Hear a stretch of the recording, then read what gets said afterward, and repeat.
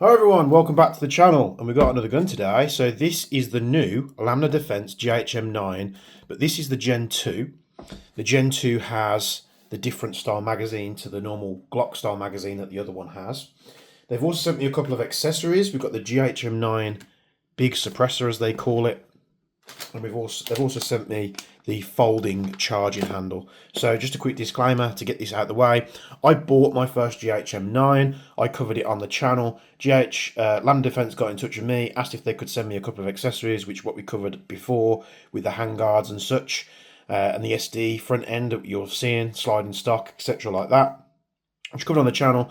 There's no transfer of any type of money with this. They haven't paid me to do it. All they've done is give, the gun and the accessories for review purposes. There's nothing saying that I can't say this or that or anything other. It's literally just they got this to me so I can cover it on the video, and everything I say to you guys will be my honest opinion, whether it's good or whether it's bad. You may remember my other GHM9. We've had some, cool accessories on there. We've got the SD front end. We've got the ENT sliding stock, which is very cool. But there is something that I've always said. It would have been cooler if they, did this with, an MP9 mag, and I thought that would have made a bit more sense over the Glock mag, but I could see why they tried to do it with the Glock mag first, because, plethora of magazines and so many different brands.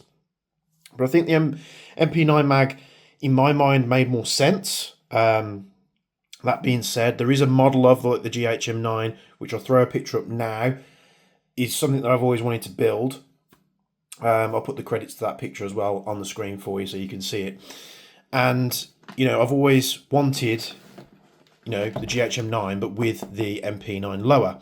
Now, Lambda did say to me a long time ago that they were working on having an MP9 lower and asked me to keep it secret, which I did, until it became, public, like a public release. They mentioned it to everybody that it was coming, and then I could speak about it, which I did in previous videos.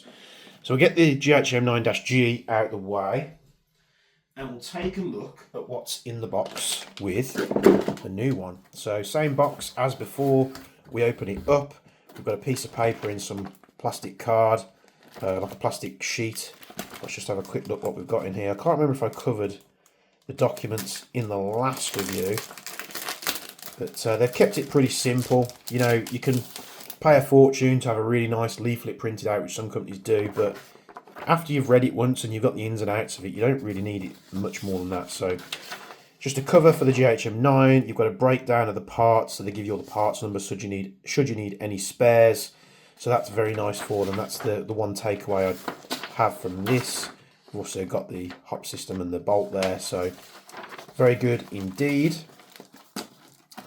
In the box we have, this looks like a little sling adapter hand stop, which I did get one of these with the Archwick B&T APC9, but it was missing the screw, so I could never use it. So nice to see that the screw's there. I was meant to chase up Beezer Tactical on that, but I ended up never doing it. But to be honest, with the APC9 Archwick, I never would have probably used it anyway. But it still would have been nice to have. You've got a charging handle in a little bag as well. We have a green gas magazine, or gas magazine, MP9. Now, what I will say about this mag is it's so incredibly light, which is nice. So if you're carrying a bunch of these, they come with the rubber base plates on as standard. They've got a wide channel, which I presume you can feed in all the way from the top to the bottom. And we have the GHM9 itself. Let's pop these bits of info back in the box and get the box out of the way, because we don't care about boxes, do we, on this channel? So there's a bit of assembly involved with this. I'm not going to fit any of the accessories just yet. We'll leave that for a future video. So first of all, we're going to have to put the bolt handle in. Now, the pins on my last GHM9 were tight. So what we're going to need, or what you're going to need, is some kind of tool or pin punch and a hammer.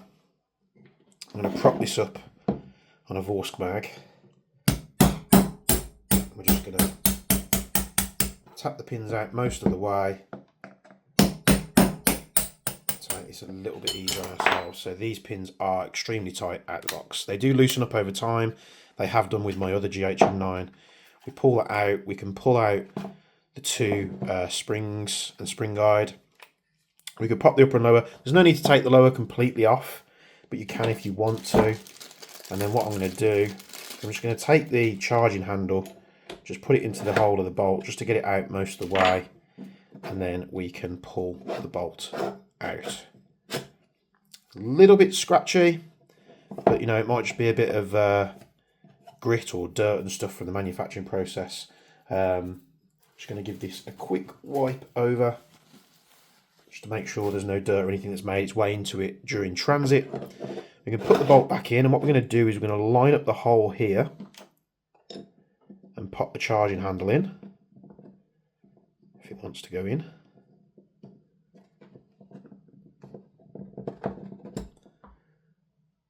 So we might have to tap this into place. I can't remember if the other GHM9 was stiff out the box. There we go.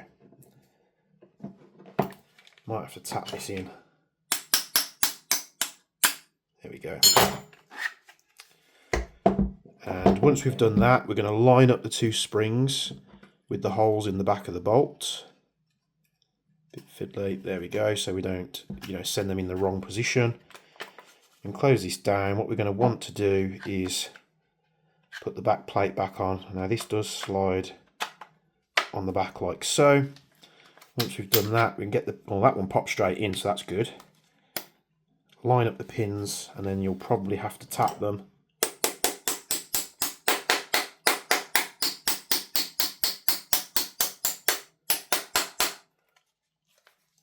Just make sure this is lined up properly. There you go. So that's the only thing you're going to have to do to get it ready to go out the box. Bolt seams to move nice and freely. So what is this? The GHM9. Now this is the MP9 lower version of the GHM9 that they already do, the GHM9 G. This is completely polymer in construction apart from the internal parts, the bolt, the charge handle, trigger and such. All the externals are polymer. But this is almost one of those Lego guns like the AAPO1. You can get different front ends for them, different outer barrels. You can get a CNC'd upper receiver. You can get the stocks as what you've seen before. So yeah, it's very unique. You can access the hop on this model through here. You've got a little wheel on top of the hop which you can turn left and right. So the controls are going to be a little bit different on this to the GHM9 G. So you'll see on the Gen 1s, you've got a mag release here for your thumb, which did actually make it quite nice to do. You've also got an ambidextrous mag release on the right hand side.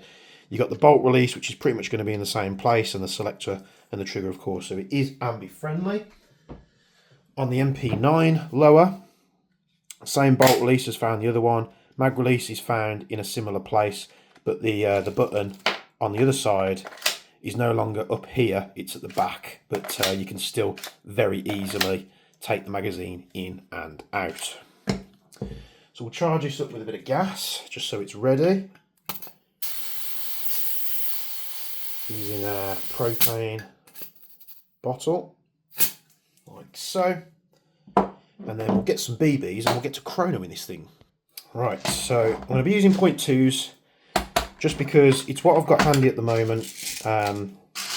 All my gear's packed away from doing an event. It's going to take me a long time to go through. So we've got some 2s.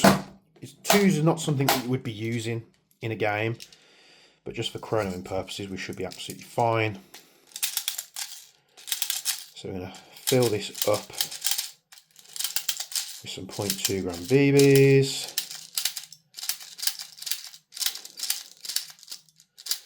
I imagine it's going to have a similar capacity to the other MP9 mags. Now you'll have seen that I've got some, you always want to make sure, like I say this in every video, when your mag's full, make sure you can pull that down and that space is clear and you shouldn't damage anything. So you see I've got some MP9 mags lying around, so we're going to be doing some mag compatibility testing. Let's get the old chrono set up. So we're on 0.2 gram BBs. I'm going to fire 10 shots. The mag is so light, it's so nice. And let's see how we get on. So let's go shot number 1. Oh, a lot more punch to that compared to the other model. So we're pretty much just under a joule at 316. Let's go again. 312, 303, 298, 299, 296. We're sort of leveling off now, so we had a couple of high powered shots.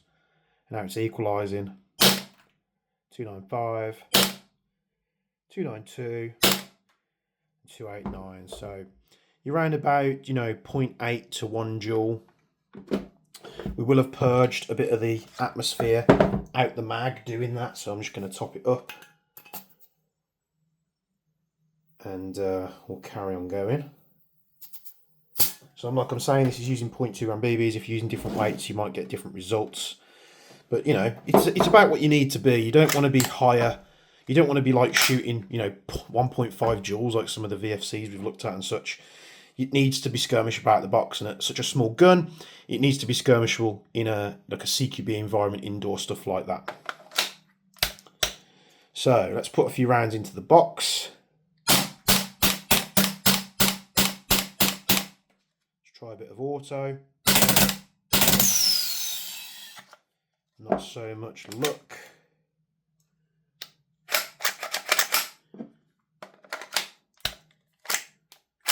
Let's see if we can keep going. So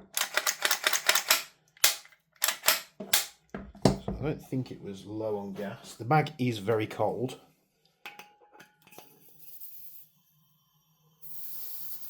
So we'll refill that. We'll let that get back up to room temperature because it is cold. But let's see if these other magazines work. So we're moving nice and freely. This is a Vorsk VMP short mag. Tight in the receiver, but it does go in. Does lock back on empty, which is nice. Let's give this a go. I can't remember if I've gassed this mag actually. It is tight in the receiver. Yeah, there's gas in there. Hold down the bolt release, see what we do.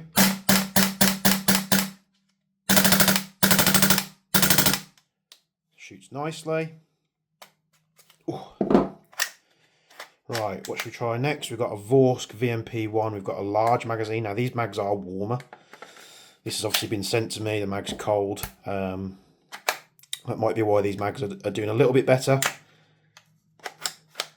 So Vorsk VMP1 mag. Does go forward. We've got gas in that mag. We don't have gas in that mag. Well, that's stupid, isn't it? So Vorsk VMP1. Let's top this up. Sure, we've got some gas in it. I think you can slightly over insert this mag if you tap it up, because what you'll see it gets stuck like that, but if I just pull it down onto the mag catch, so just be careful with the Vorsk VMP1 mags if you're planning to use those. Seems to work okay. Right, what we've got here, now this is a KSC branded mag. I'm pretty sure these mags are the same, but there are subtle differences. That goes in much nicer. Very nice. Clocks into place. KSC mag. Seems to work okay. And then this is a KWA branded magazine. It has the manufactured in Taiwan thing on there. This seems to go in okay as well. Locks back.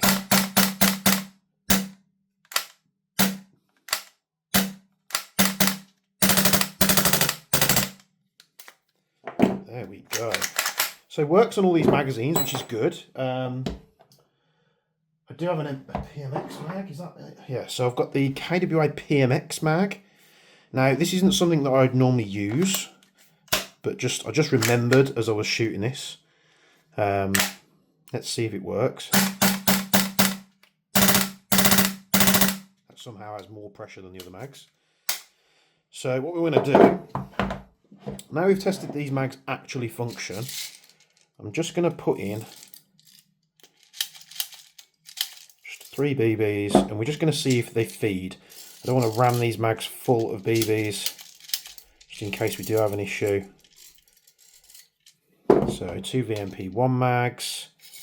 We've got the nice feature on the KSC mag that we can lock the follower down, pop 3 rounds in there, push the button, just carefully let it forward. KWA branded mag. Here we go, 1, 2, 3. Let that forward carefully. And the PMX. 1, 2, 3. So we're just checking to see if the mags can actually feed the BBs into the gun. So that magazine is still freezing cold. VMP1 short mag, we're going to shove these up and then just pull them back onto the, because they are quite tight. What that means is if you're tapping it up, the tolerance of the mag well is holding the mag up, where usually the mags would drop down slightly. 1 and 2, it locked back, but we've got 1 left in the magazine. That could be a tolerance difference with the mag, the empty mag catch function on the mags themselves. But the gun does feed. VMP large mag, push it in, then pull it down a little bit, drop that forward. The other VMP1 mag has done the same thing.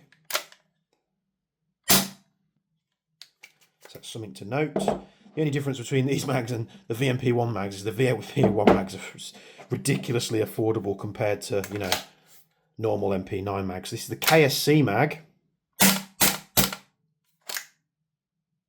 Might be running out of gas on that mag. Yeah, we're empty, but it fared fine. This is the KWA branded MP9 mag. Yeah, a mag of gas on that one. Bloody hell, not doing well here, am I? These mags have been used, so it's no surprise they're not completely full of gas. But, you know, I'm not going off camera to sort any of this stuff out. You're seeing it as I'm playing with it, as you would, you know, if you get your GHM9. So that's much better. The PMX probably had more gas in it because I haven't really used the PMX yet. Still on the fence whether I like it or not.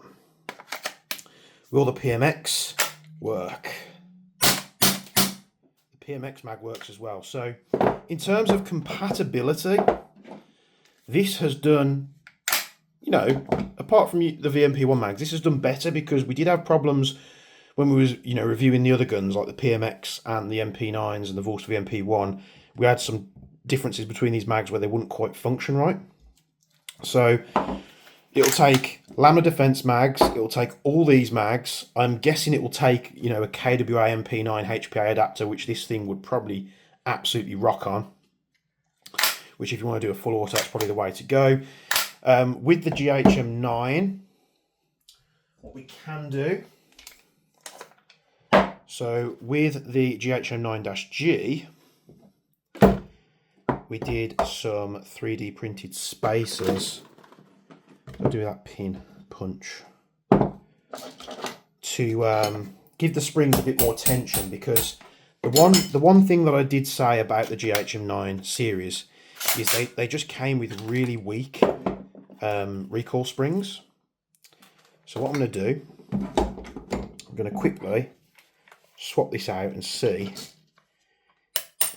if we get a difference. So you'll have heard the full auto, nice and choppy, not incredibly fast. So we'll see, we pull this off. I'm just going to pull that one out and put the one from the GHM9 G in, and these are just some very simple 3D printed spacers you can get on the Jaeger Precision website, but they're very easy to make. And I say this in the ad for the product, like I tell people actively not to buy this product. It's very simple to make. You can use free CAD software and just use a 3D printer or borrow a mate's 3D printer and make those parts very inexpensively. You'll see now it's a bit more snappier on the return, which is good. Just get this gun out of the way. So let's see now what we do now. Let's go on the PMX. Is that mag in? Yeah, it's in. So now it's a lot more snappier. So just a simple, inexpensive mod really does benefit the GHM9 system. Let's get that mag back in. Hopefully this is that. The standard GHM9 Lambda mag does go in the best out of the lot of them, but it's the gun. It's the mag that comes with the gun. So doesn't shoot, you know, ridiculously great when the magazine is cold. So this magazine is prone to suffer from cooldown. But I'm guessing these magazines are going to be far less expensive than trying to source some KWA MP9 mags, which tend to be quite expensive.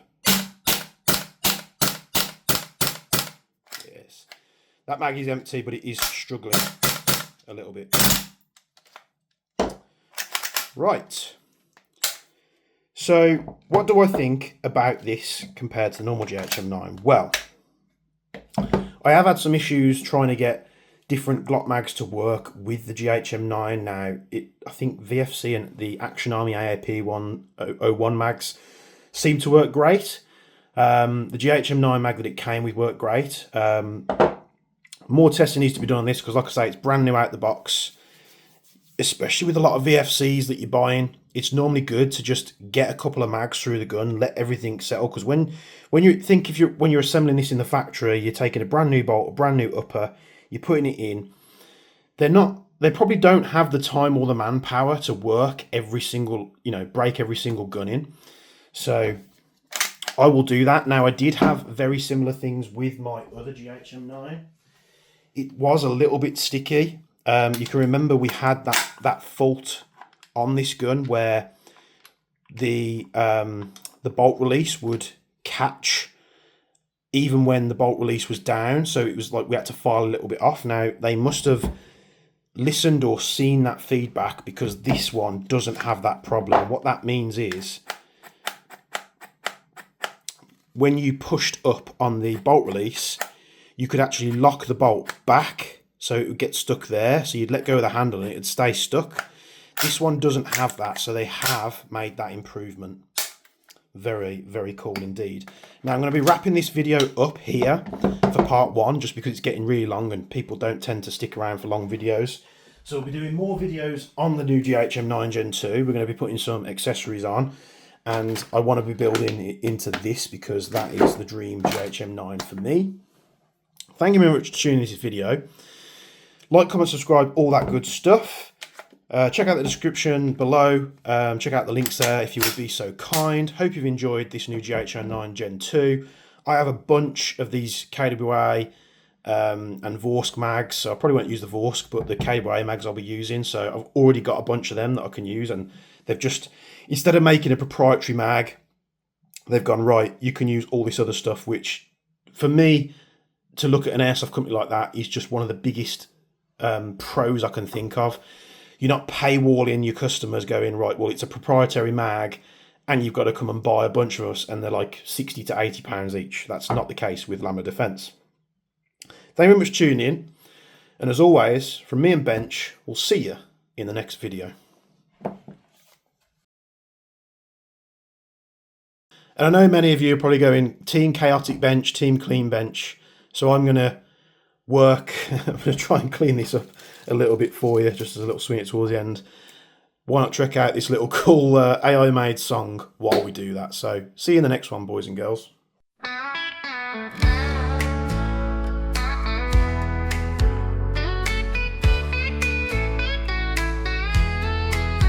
He's got a camera, got his gear, another day to make it clear. From the field to the desk you'll see, he's the Airsoft Pro on your screen. With goggles tied and BBs loaded, he breaks it down, every shot decoded. But there's a secret by his side, a trusty friend who never hides. It's just him and his bench, oh yeah. Breaking down the guns with care, from mags to barrel, screws to sights. That bench has seen 1,000 fights. Side by side, they'll always be giving reviews for you and me.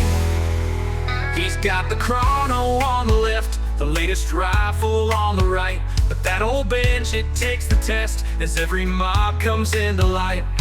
He talks upgrades and fields of play. His bench holds every part each day. The bench don't speak, but it knows it all, from budget blasters to high-end calls. It's just him and his bench, oh yeah, breaking down the guns with care. From max to barrel, screws to sights, that bench has seen 1,000 fights. Side by side, they'll always be giving reviews for you and me.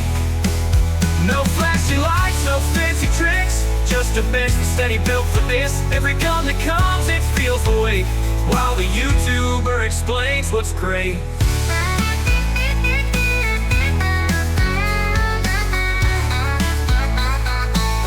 It's just him and his bench, oh yeah, breaking down the guns with care. From max to barrel, screws to sights, that bench has seen 1,000 fights. Side by side, they'll always be giving reviews for you and me. So next time you watch a vid, you'll know it's not just him putting on the show. The bench is there standing strong, two silent partners all along.